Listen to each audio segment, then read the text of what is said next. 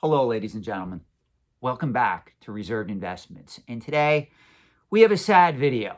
We have to talk about the decline, the demise of physical media as it relates to the antiques and collectibles trade. And basically, we're talking about the fact that manufacturers, retailers are pretty much pushing for an all digital future as it relates mainly to video games, to movies, and in certain cases, music is also included in this. I'm not going to talk too much about books, although we all know the writing is on the proverbial wall when it comes to books. Now, to be fair, books really have fought back against an only digital future. Let's be honest. Books have been doing pretty well with the rise of booksellers still in business like Barnes & Noble, Books A Million. Books and book publishers and also consumers of books have really been somewhat against an all-digital future as it relates to that medium. There for a while, it kind of looked like devices like the Barnes & Noble Nook and the Amazon Kindle were going to dominate, but people did push back, and now it seems like we're in this lull where there is more an acceptance or more of a demand for books in physical form. I know a lot of the books that I read are basically written about the antiques and collectibles trade. And given the fact that those books are written about the collectability of physical objects, I want those books in physical form.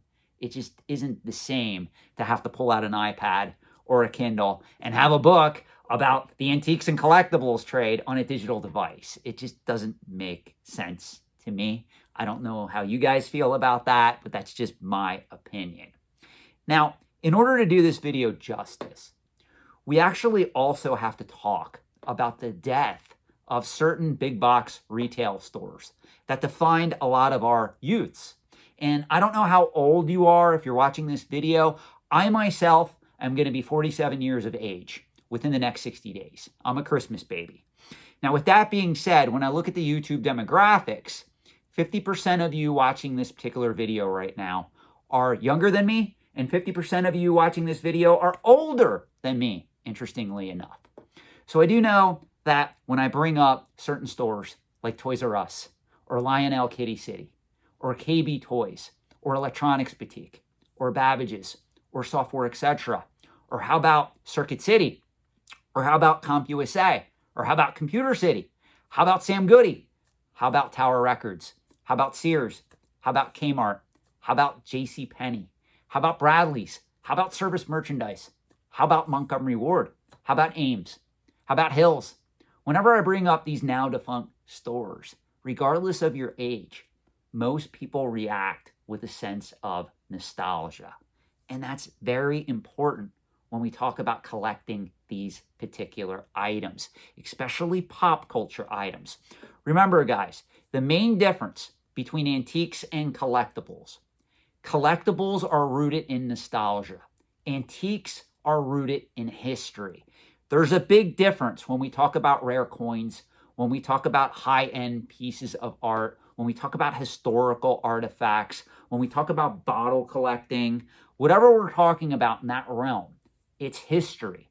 When it comes to collectibles, it's all about nostalgia. It's how it makes us feel. It's remembering those experiences when we were younger. And if you happen to have the collecting gene, remember, a collector is not made. They are born this way.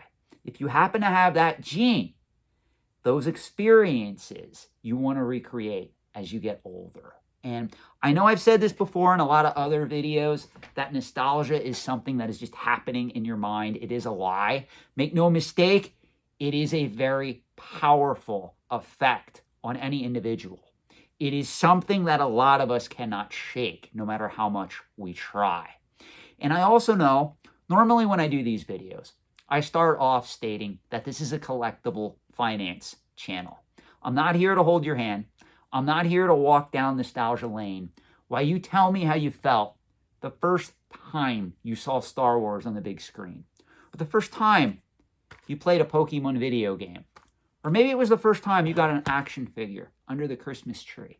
And that experience really had a profound effect on you, where you wanted to now, as an adult, go back and recollect your childhood memories, the toys and games that you had as a child.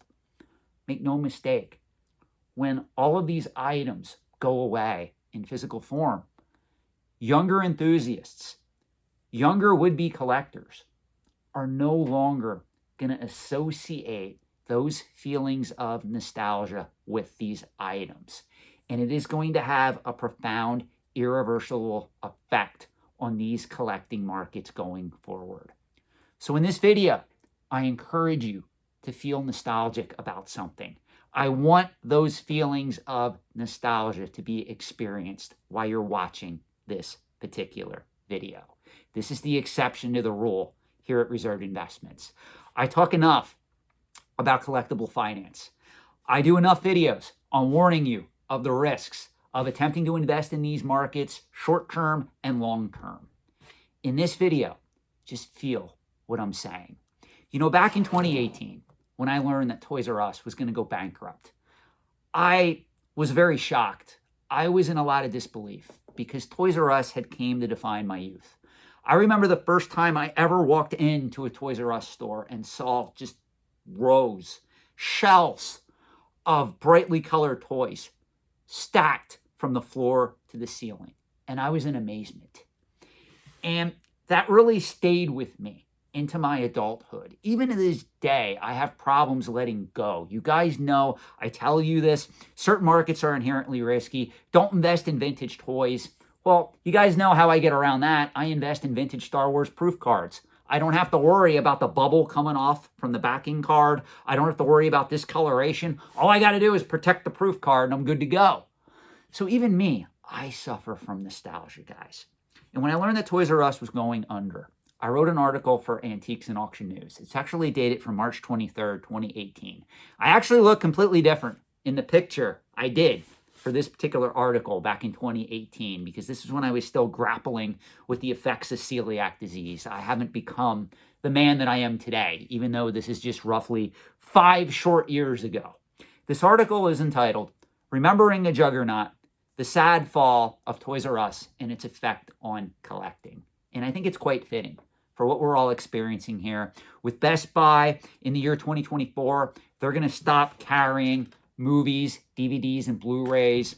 Walmart stated in 2024, they're going to stop carrying physical Xbox games in their stores.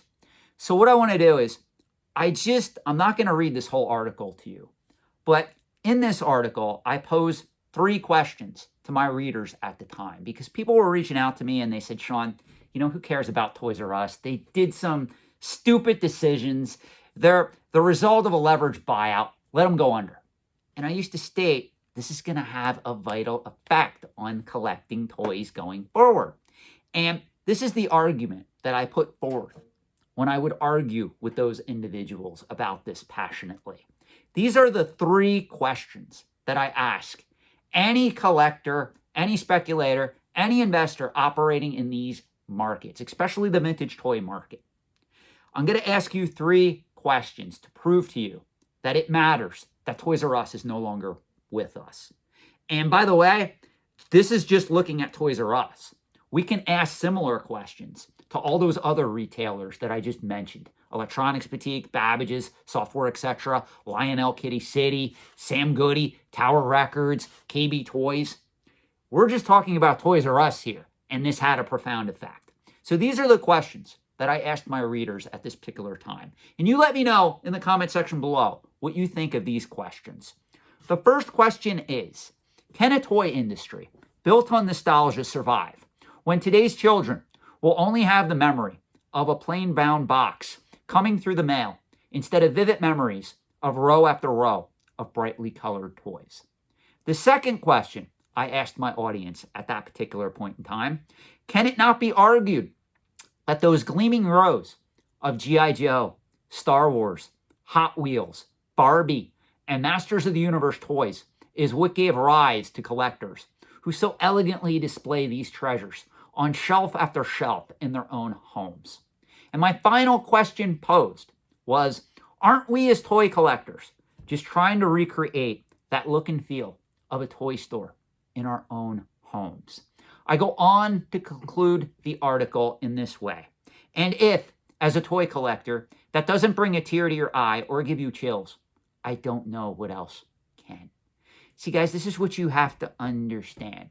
Every collector that has display cases in their house, that has any of this stuff, whether it's video games, toys, movies, action figures, whatever it is, even comic books, if they have it on display in their house, they are trying to recreate the experience they had when they first interacted with that item in a retail store.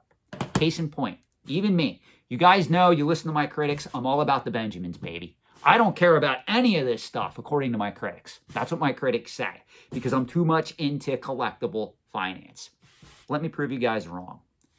Do you guys know the significance of the date November 24th, 1992? It was actually a Tuesday. So again, what is the significance of Tuesday, November 24th, 1992? Well, for those of you that remember the Sega Genesis, November 24th, 1992 was Sonic Tuesday in the United States, at least. The game was also simultaneously released into European markets on that date. I pre-ordered Sonic the Hedgehog 2, and Sega had a promotion where if you pre-ordered the game, you got a free t-shirt.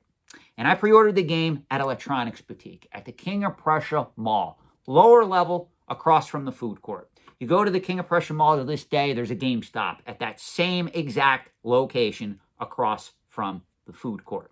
Now, back in 1992, it was great because catty corner from that particular store, that Electronics Boutique, was the wonderful Spaceport Arcade, which you can actually go on YouTube and you can type in, I think, Spaceport King of Prussia Mall, and it'll actually come up and you can see that arcade in all its glory. So that particular day, that Tuesday, November 24th, 1992, I made my parents take me to the King of Prussia Mall. And we ate in the food court, and I picked up my copy of Sonic the Hedgehog 2. Got my free t-shirt, and we actually, well, at least I actually got to spend a half an hour playing in the Spaceport Arcade with that wonderful bag from Electronics Boutique that contained my free t-shirt and the game. And I remember that like it was yesterday. If physical media goes away, younger enthusiasts of whatever it is, whether it's music, whether it's video games, whether it's movies, they are never going to have that same experience. Just like a child that is born in the year 2023, they will never, ever experience how it felt as a kid walking into a Toys R Us store for the very first time. There's no way we can put the genie back in the proverbial bottle now that it's been released. There's no way we can go back to these simpler times. And this is going to have a profound effect on these collecting markets going forward. Because if you take away the physical item and you also take away the experience of going and buying that physical item, part of that nostalgia goes away. So I have a simple ask if you're watching this video right now, that we're almost 14 minutes into this video. If you are thinking of doing any type of holiday shopping this year, and you know somebody who's maybe younger than you, and he wants a Nintendo video game, or even she, they want something like a movie or a piece of music, whatever it is, if it can be purchased in physical form, please buy it in physical form. In today's day and age, it is too easy to give a gift card. It is too easy to give one of those eShop cards for the Nintendo online store or the Sony online store or the Microsoft online store. What I am telling you to do is cherish physical media while we still have it. Now, if that's something that you truly believe in and you have feelings like I have for all the way back in 1992 or going into a Toys R Us for the very first time, please try to give that gift to someone else who may be younger than you. Take them shopping. Take them to an actual store and let them buy an item and have that same experience. You know, shopping malls are still a thing. I know there's a lot of talk on YouTube. I know there's a lot of people that are doing Dead Mall series. I'm a huge fan of that stuff. I love watching, who is it? Is it Captain Philly? There's a guy in my area that actually has like 32,000 subscribers. And what he does is he goes to all these local shopping malls in the Philadelphia area, and he takes a camera and he just films. And he goes through the mall. He walks all the way through the mall and gives an analysis, closed stores and all. And I love watching that stuff. It's my guilty pleasure. The one thing that I can tell you, though, guys, is luxury malls aren't going away. King of Prussia Mall isn't going away anytime soon.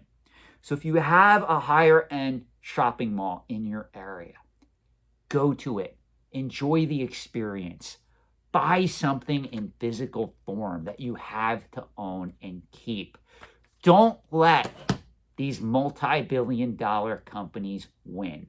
I know you guys, if you're watching this channel, especially if you're in the video game space, I know you have a passion towards Sony, Microsoft, and Nintendo. I'm here to tell you, there are no good guys in this war. Nintendo, even though they haven't gone in the direction as Sony has and Microsoft has by releasing a physical media-less version of their console, I assure you it's coming. Nintendo is not immune from this. Nintendo is a publicly traded company. They have shareholders that they have to answer to. As a result, at some point, they too are going to pull the plug on physical media. While it's still here, let's enjoy it for while it lasts.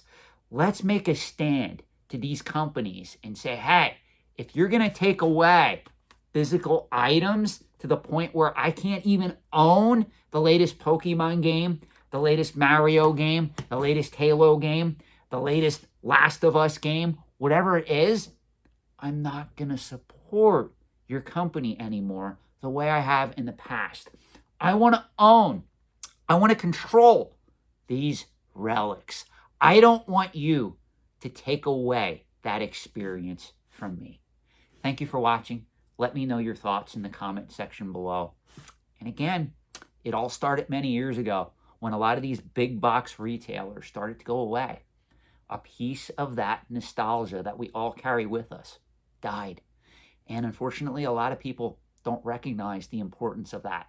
That's what collecting is all about if you're into collectibles. If you're into antiques, again, it's history. It's different market. But if you're into collectibles, it's all about nostalgia. Don't let it die. Don't let a multi-billion-dollar company take that away from you. Thank you for watching, and have a great night.